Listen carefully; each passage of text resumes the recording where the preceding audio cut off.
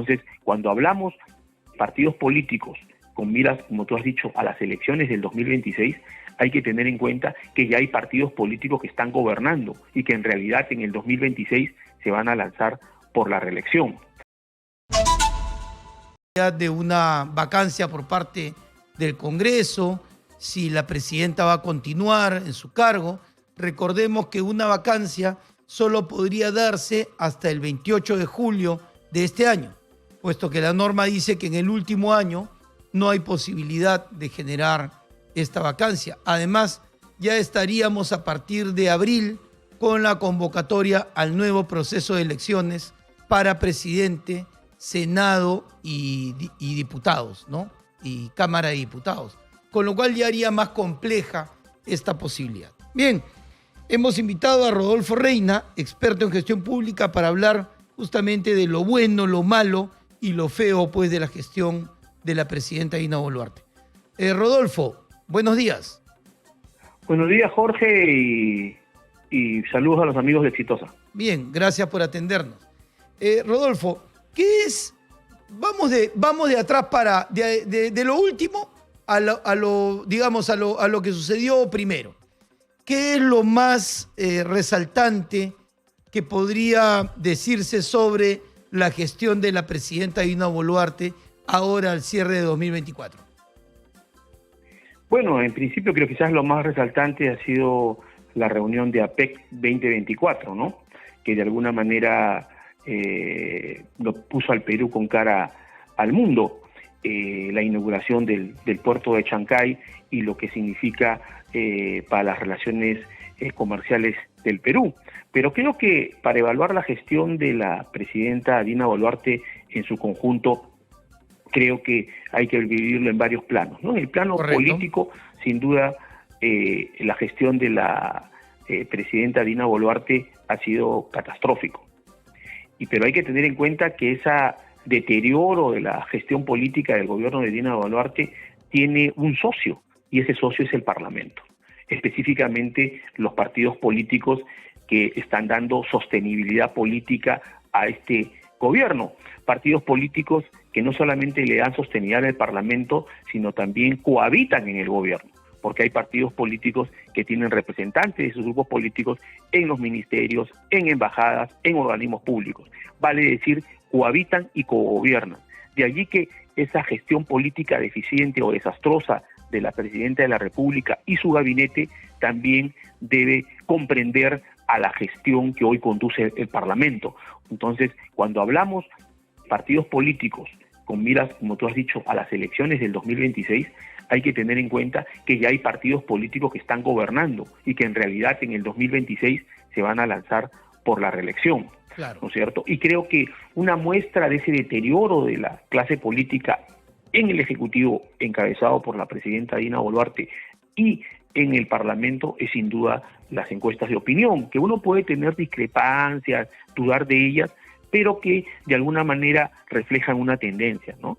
Claro. Por ejemplo, Ipsos, que es una encuestadora importante, da 4% a la presidenta de la República, y lo que llama poderosamente la atención o es una voz de alerta es que durante los últimos 12 meses tenemos una presidenta de la República con un solo dígito de aprobación, lo cual evidencia la crisis política que estamos viviendo. Rodolfo, y por otro lado... Sí, Rodolfo, te escucho. Permíteme una digresión que creo que es importante en base al comentario que tú hiciste sobre el Congreso. Mira, cuando se presenten en el 2026 los partidos políticos que hoy, en este contubernio que tienen entre el gobierno y ellos, ni siquiera se van a lavar la cara con sus candidatos, porque ya sabemos quiénes van a ser los candidatos de esos partidos políticos que hoy cogobiernan con Dina Boluarte. Son los mismos que ya conocemos, un gobernador, una candidata eterna, van a ser exactamente los mismos que hoy cogobiernan y que mantienen en el cargo a la presidenta Boluarte. Perdóname esa digresión y tu comentario. Efectivamente, entonces cuando los electores del 2026, los ciudadanos que vayamos a las ánforas del 2026, cuando veamos a la señora Keiko Fujimori lanzarse o al señor César Acuña, lo que debemos pensar es es que se están lanzando a la reelección, porque ellos están gobernando actualmente y son causantes o que están contribuyendo a esta crisis de legitimidad que tiene la clase política en su conjunto, enquistada en el gobierno y en el Parlamento. Luego, otro ámbito de análisis también de la gestión es el aspecto económico, que si bien es cierto, la inflación está dentro del rango meta, las reservas internacionales se han incrementado, tenemos una cifra récord de más de 83.000 millones de dólares, etcétera, y va a haber una tasa de crecimiento que según proyecta el Banco Central de Reserva de 3.2% este año y más o menos se va a mantener en los siguientes años. Pero sin embargo, hay que tener en cuenta al momento de analizar el crecimiento económico del país, hay que tener en cuenta primero que el año pasado teníamos recesión económica. Vale decir que la gestión de Dina Boluarte está marcada por la recesión económica que causó el año pasado. Segundo, tenemos 60% de pobres y potencialmente pobres, e inclusive los niveles de pobreza que tenemos el año 2023 del 29% no se han recuperado respecto a los años prepandemia. Tenemos 1,5 millones de jóvenes que ni estudian ni trabajan. Entonces, yo creo que el tema de las mejoras o recuperación económica que tiene el país debe ser sopesada con esos factores negativos, incluyendo el déficit fiscal, que ha sido anotado por el Consejo Fiscal, que es un órgano autónomo del Ministerio de Economía. Más aún, el Consejo Fiscal ha hecho unos comunicados de alerta respecto al presupuesto del 2025, que tiene una sobreestimación de ingresos de más o menos 5.000 millones deuda, ¿no? de soles. Ajá. Va a tener que ser financiado. Y con el riesgo que se hace con deuda. E inclusive el Consejo Fiscal hizo notar que hay una sobreestimación de ingresos, no solamente por la deuda, sino también por el hecho de que se estaban contabilizando ingresos de calificación de incertidumbre, como son las decisiones del Tribunal Fiscal, y más o menos ese incremento de presupuesto de más o menos 5.000 millones de soles serían sustentados en una sobreestimación cuyos ingresos son inciertos, derivados de las decisiones que podría tener eventualmente el Tribunal Fiscal. Y a esto, si lo sumamos, que las componendas entre el Parlamento y el Congreso al momento de aprobar la ley de presupuesto han incorporado más de 120 disposiciones complementarias y finales, de las cuales más o menos 102 impactan presupuestalmente en mayores gastos no debidamente sustentados financieramente. Entonces, ese crecimiento económico se ve afectado o cuestionado por estos datos negativos de la realidad, ¿no? Claro, y que de alguna manera ponen en cuestión la gestión, ¿no? Considerando la vista desde fuera, obviamente desde los actores económicos, desde las grandes potencias, desde fuera no podría o no debería verse mal el gobierno de Dina Boluarte. Primero por la estabilidad económica, por el crecimiento incipiente, sobre todo incluso el proyectado, que no va a generar menos pobreza, pero finalmente crecimiento. Además de eso, APEC, Puerto de Chancay. Entonces, alguien que viera fríamente desde fuera debería y pensaría que no se trata de un mal gobierno, o que por lo menos no se trata de un gobierno desprestigiado. Sin embargo, la firma CB, consultora de opinión pública, ha realizado un sondeo de presidentes de Sudamérica, colocando a Dina Boluarte en el fondo de este ranking y a Javier Milei como uno de los líderes con mayor aprobación. O sea, aún incluso con las cifras que podrían exhibirse más allá, digamos, de los escándalos, de todo lo mal que se maneja el gobierno, internacionalmente deberían verla mejor a la presidenta, pero tampoco la ven bien. Así es. En efecto, lo que sucede es lo siguiente. Si bien es cierto, como tú has mencionado, algunas cifras macro positivas, y obviamente el crecimiento económico que ha sido calificado por especialistas económicos como mediocre, teniendo en cuenta las condiciones de los precios de los internacionales de los metales, etcétera, debería tener un crecimiento mucho mayor. O sea, el crecimiento que tenemos, según algunos exministros de Economía, etcétera, es un crecimiento mediocre. Y eso también se deriva de la mala gestión.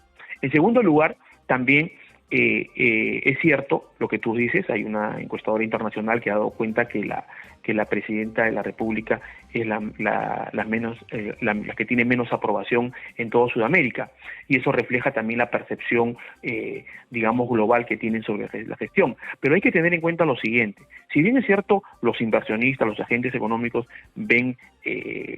revisan para invertir el cumplimiento de las metas fiscales, que ya, como ha dicho el Consejo Fiscal, no se está cumpliendo ya reiteradamente en el aspecto del déficit fiscal. Sin embargo, también ven el tema de la institucionalidad, la precariedad del sistema político. Y como bien ha señalado los últimos premios Nobel de Economía, un factor determinante del crecimiento económico es la estabilidad institucional, es el respeto a las reglas de juego democráticas, etcétera. Entonces, un agente, ya lo político afecta a lo económico. No es que se conducen por cuerdas separadas como tradicionalmente hemos entendido, sino que hoy lo político afecta a lo económico, y es una condición sine qua non para poder generar un clima de inversiones. Entonces, desde el punto de vista, desde fuera, desde el punto de vista del inversionista extranjero, ver un clima de inestabilidad política, ver un clima de rompimiento de reglas elementales del sistema democrático. Hoy Transparencia ha publicado que existen más de 20 leyes que han sido aprobadas, digamos, en complicidad entre el Parlamento y el Poder Ejecutivo, que de alguna manera están afectando al sistema democrático. Entonces, ese tipo de cuestionamientos o normas controversiales sin duda afectan la posibilidad de que se genere un clima de inversiones favorable en el país de parte de agentes internacionales, ¿no? Rodolfo, pero viéndolo así, entonces sería tan simple como sacar a la presidenta Dina Boluarte del cargo, o sea, que la vaquen ahora en marzo, en abril, y se solucione el problema. ¿Es solo ella el problema en realidad? Y bueno, ya está, crecemos a niveles de 4, 5% económicamente. ¿Así sería digamos, esa sería la solución? Claro, yo creo que definitivamente la salida de la presidenta de la República, o eventualmente la oxigenación de un nuevo gabinete, cosa que la presidenta de la República se resiste a realizar, porque yo creo que un paso importante para fortalecer o ganar la confianza de la población está en manos de la presidenta de la República, recomponiendo su gabinete. Tenemos, según Ipsos, un primer ministro con 4% de aprobación, un ministro del Interior con 4% de aprobación, un gabinete percibido como que de defensor acérrimo de los cuestionamientos de carácter de investigación fiscal que tiene la presidenta de la República. Entonces, yo creo que una forma de poder ganar la confianza de la población está mucho en manos de la presidenta de la República, recomponer un gabinete donde convoque a los mejores, gente de prestigio, que pueda oxigenar y establecer un clima de confianza que es necesario para iniciar un proceso de transición, por un lado. En segundo lugar, es cierto, de hecho, que la posibilidad de la vacancia presidencial no va a solucionar todos los problemas del país, pero sin embargo también hay que tener en cuenta, y eso yo creo que también midiendo el timing político de los partidos políticos en el Parlamento, una vez que se convoque a elecciones y ya les resulte una carga muy pesada sostener a una presidenta de la República del 3%, según Datum, y de 4% según Ipsos, y en algunos lugares llega al 1%, sin duda es un costo político que de repente muchos partidos políticos con miras a las elecciones de 2026 no van a querer asumir, y que la figura de la vacancia vuelva a presentarse, no tanto por un interés legítimo de querer oxigenar la política del país, claro, sino de cálculo electoral, porque claro, obviamente sostener una presidenta del 3 o 4% sin duda es un costo político que no van a querer asumir los candidatos que van a querer asumir una opción electoral en el 2026, ¿no? Claro, van a tener que hacer los partidos políticos que están en el Congreso un cálculo muy fino, porque entre el 12 de abril, fecha máxima para convocar elecciones para el 2026, 28 de julio, que en realidad no es 28 de julio, porque acuérdate que la legislatura termina mucho antes justamente por el cambio de mesa directiva. En ese plazo, más los cambios constitucionales que todavía tienen en cartera en el Congreso para poder acomodar las cosas a su antojo, van a tener que hacer un cálculo muy fino de si les conviene o no justamente llevar un proceso de vacancia, ¿correcto? Sí, yo creo que sí, ellos van a tener que hacer un cálculo muy fino pero sin duda yo creo que el electorado, que hoy tiene que ser también autocrítico, va a pensar mucho en optar por aquellas candidaturas que están cogobernando actualmente, ¿no? Y eso les va a pasar la factura.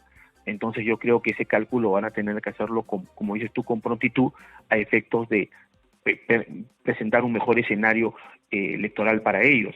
Ahora, lamentablemente, este deterioro de la clase política sin duda también significa un riesgo, porque puede presentarse candidaturas autoritarias que de alguna manera sean disruptivas contra el establishment actual, contra la clase política o casta política que existe en el país, y puede llevar a propuestas autoritarias y realmente extremistas.